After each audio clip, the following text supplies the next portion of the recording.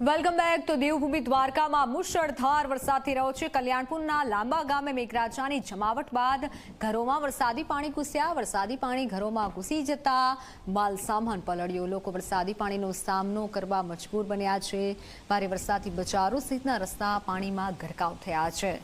આપ દ્વારકાના દ્રશ્યો જુઓ કે જ્યાં વધુ વરસાદ આવતા લોકોના ઘરોમાં પાણી ફરી વળ્યા। ઘર વખરીને પણ નુકસાન પહોંચ્યું। ઘર વખરી પાણીમાં પલળી અને રસ્તા પર આ રીતે વહી રહી હોય તેવા દ્રશ્યો છે। લોકો વરસાદી પાણીનો સામનો કરવા મજબૂર બન્યા છે। બજારો સહિતના રસ્તા પાણીમાં ગરકાવ થતા લોકો મુશ્કેલીમાં મુકાયા છે। દ્વારકાના દ્રશ્યો છે। દ્વારકામાં અત્યારે વધુ વરસાદના કારણે લોકો ખૂબ મુશ્કેલીમાં મુકાયા છે। પાણી ઘરમાં ઘૂસી જતા માલસામાન પણ પલળી ગયો હતો। કમરસામાં પાણીમાં લોકો રહેવા અને જવા માટે મજબૂર બન્યા છે। આપ દ્રશ્યો જુઓ કે જ્યાં ઘર વખરીનો સામાન પણ પલળી અને બહાર આવી ગયો હતો। ઓનલાઈન પર સંવાદદાતા જયદીપ જોડાઈ ચૂક્યા છે। જયદીપ, અત્યારે રાજકોટમાં અને દ્વારકાની વાત કરીએ, દ્વારકામાં કેટલો વરસાદ પડ્યો છે, કેવો માહોલ? જી મિત્તલ, ચોક્કસથી વાત કરવામાં તો છેલ્લા 2 દિવસના વરસાદી વિરામ બાદ છે તે આજે ફરી એક વખત છે તે દ્વારકા જિલ્લાની અંદર વરસાદી માહોલ છે તે થવાયો છે। જો વાત કરીએ તો કલ્યાણપુર તાલુકાના લાંબા નાવદ્રા સહિત અનેક ગામોમાં છે તે મુશળધાર વરસાદ છે તે વરસી રહ્યો છે। સાથે જ વાત કરીએ તો જે વહેલી સવારે 6 વાગ્યાથી લઈ અને બપોરના 12 વાગ્યા સુધી 62 mm જેટલો એટલે કે 2.5 ઇંચ જેટલો વરસાદ છે તે નોંધાઈ ચૂક્યો છે।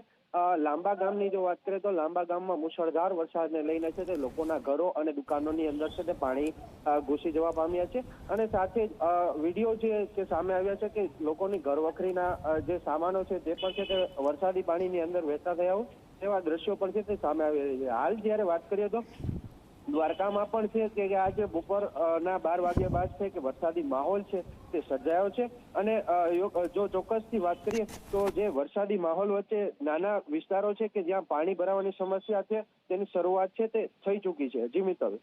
બિલકુલ જયદીપ, આભાર માહિતી બદલ।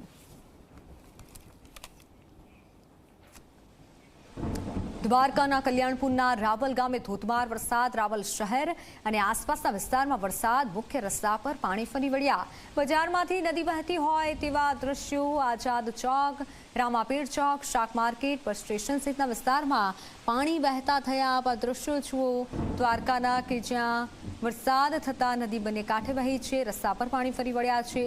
લોકો ખૂબ મુશ્કેલીમાં મુકાયા હતા। હજુ પણ વરસાદ ચાલુ છે અને તમામ જે દ્વારકાના વિસ્તારો છે ત્યાં પાણી વહેતા થયા હતા। મુખ્ય બજારો પાણીમાં ગરકાવ હોય તેવા દ્રશ્યો છે। લોકોને જીવન જરૂરિયાતની વસ્તુ લેવા જવામાં પણ મુશ્કેલી થઈ રહી છે કારણ કે રસ્તા પણ ભીંજાયા છે।